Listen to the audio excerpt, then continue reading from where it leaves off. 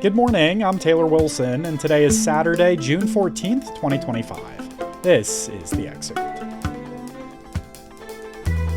Today, the latest amid Israel and Iran strikes, plus Gilmar Abrego Garcia pleads not guilty, and we discuss how ICE and Border Patrol presence at upcoming Club World Cup soccer games is raising concerns.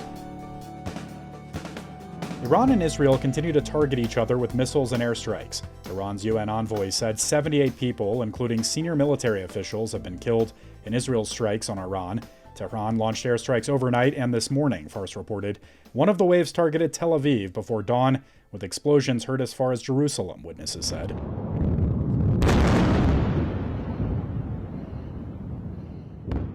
Those were in response to Israel's attacks on Iran this week against commanders, nuclear scientists, military targets, and nuclear sites. Iran denies that its uranium enrichment activities are part of a secret weapons program, but the UN nuclear watchdog found this week that it was in violation of its obligations under the Global Non-Proliferation Treaty. Meanwhile, at least a man and a woman were killed in Israel by a missile that landed near their homes, according to Israel's ambulance service. And the U.S. military has helped shoot down Iranian missiles headed for Israel, according to American officials speaking to USA Today. You can stay with all the latest throughout the weekend on usatoday.com. Gilmar Abrego Garcia pleaded not guilty yesterday to charges of human smuggling. I spoke with USA Today White House correspondent Bart Jansen for more. Hey there, Bart. Thanks for joining me. Thanks for having me. So charges stem from a 2022 traffic stop. What actually happened then, Bart, and what do prosecutors say Abrego Garcia did? What is he charged with?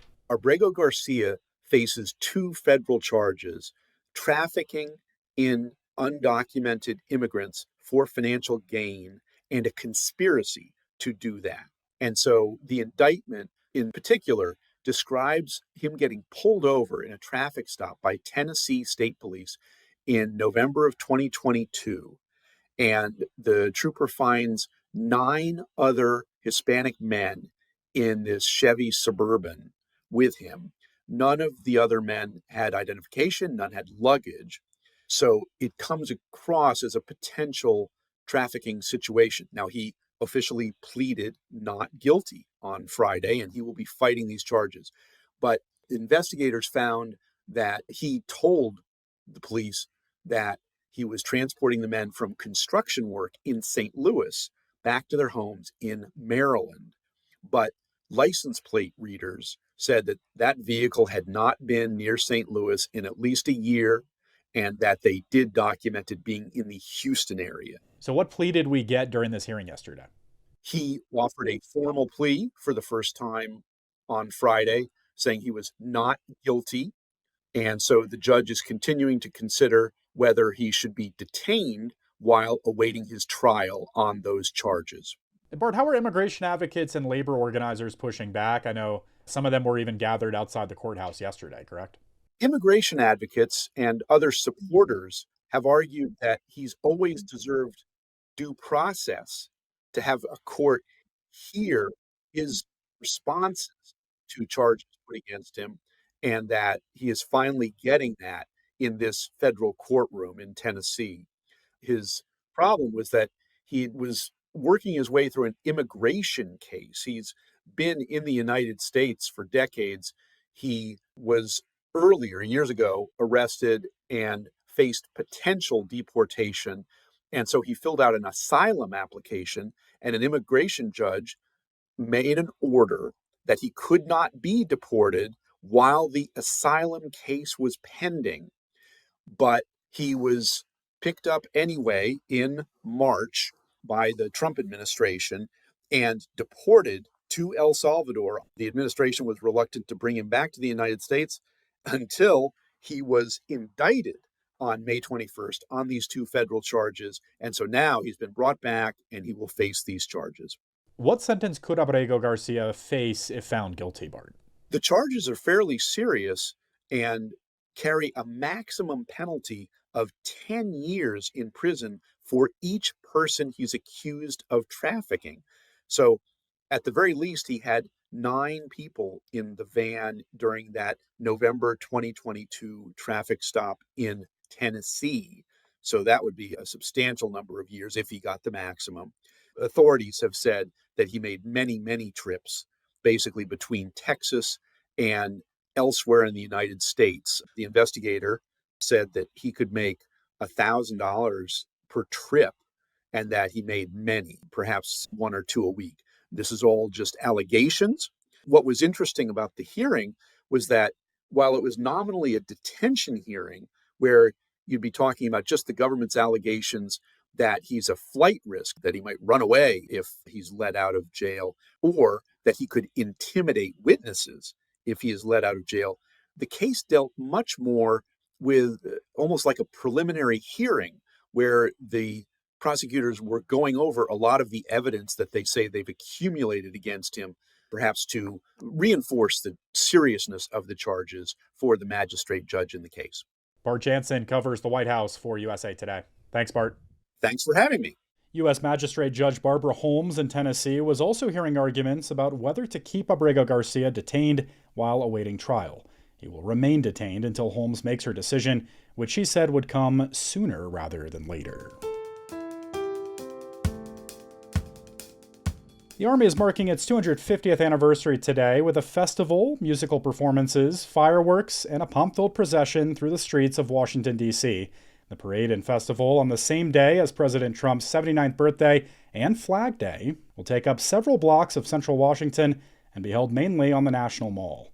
The Army will also be showing off a vast array of weapons and vehicles, including tanks. Organizers say the festivities mark the opening event for the year-long celebration of America's 250th birthday next year. A poll out this week from the Associated Press Nork Center for Public Affairs Research found that 40% of adults surveyed said they approve of Trump's decision to hold a military parade. About 29% of adults said they disapprove, while 31% chose neither approve or disapprove. But 6 in 10 think the military parade is not a good use of money. It's expected to cost some $40 million. A federal judge in California yesterday temporarily blocked the State Department from implementing an agency-wide reorganization plan that includes nearly 2,000 layoffs. The U.S. District Judge in San Francisco said that her ruling last month, barring federal agencies from laying off tens of thousands of employees at President Trump's direction, applies to the planned overhaul announced by the State Department in April. The department had argued that its reorganization plan submitted to Congress last month predated a previous executive order and White House memo directing mass layoffs, putting it outside the scope of the judge's decision. President Donald Trump's sources of income range from luxury properties around the world to royalty payments and license fees for using his name and likeness on everything from sneakers to Bibles, according to a financial disclosure form filed yesterday. Trump reported more than $600 million in income. The annual financial disclosure form, which covered the 2024 calendar year, shows the president's move into crypto added to his wealth, but he also reported large fees from developments and revenues from his other businesses. Overall, Trump reported assets worth at least $1.6 billion, according to a Reuters calculation. Thousands of soccer fans will flock to stadiums across the country beginning this weekend as the FIFA Club World Cup kicks off, and ICE and Customs and Border Protection will be there too.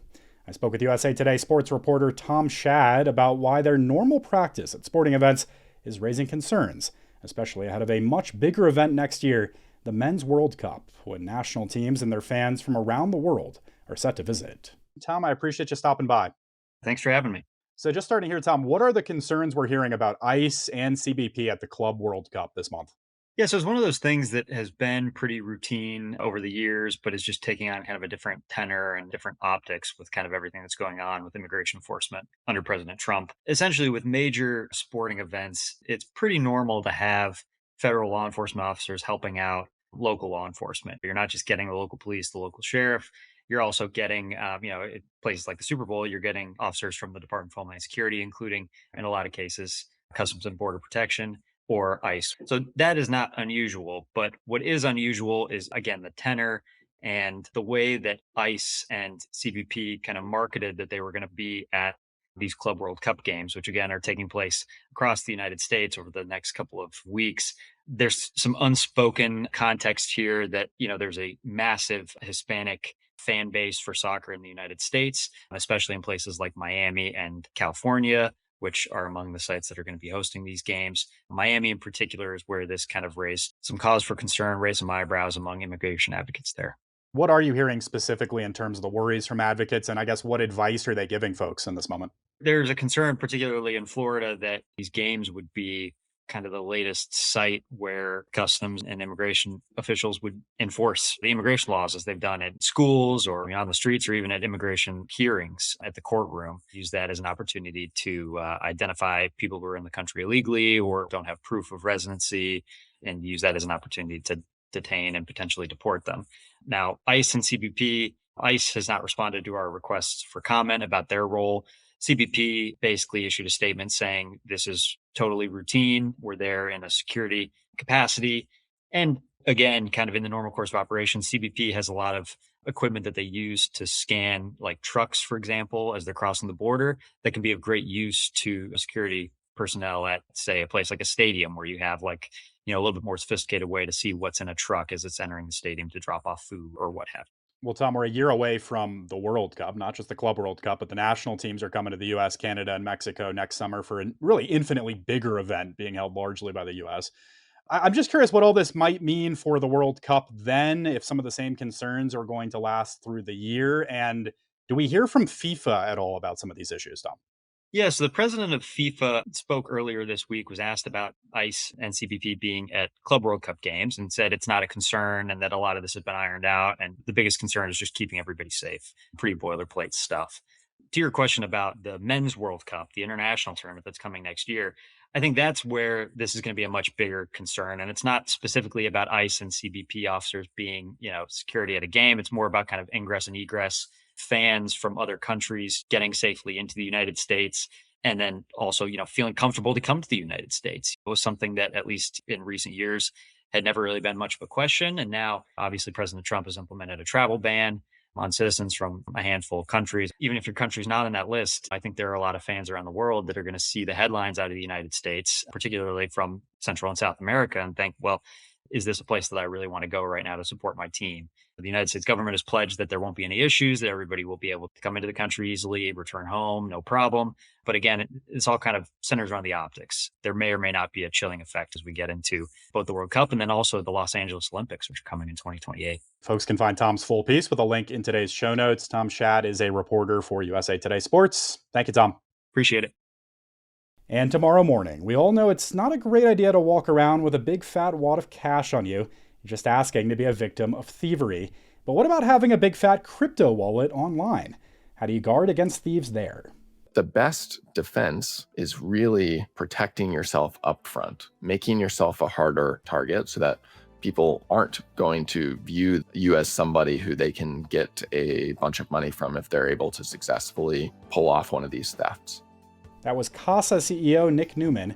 His firm specializes in cryptocurrency security solutions, and he joins my colleague Dana Taylor for a conversation on the challenges crypto wealth poses to owners in the physical world.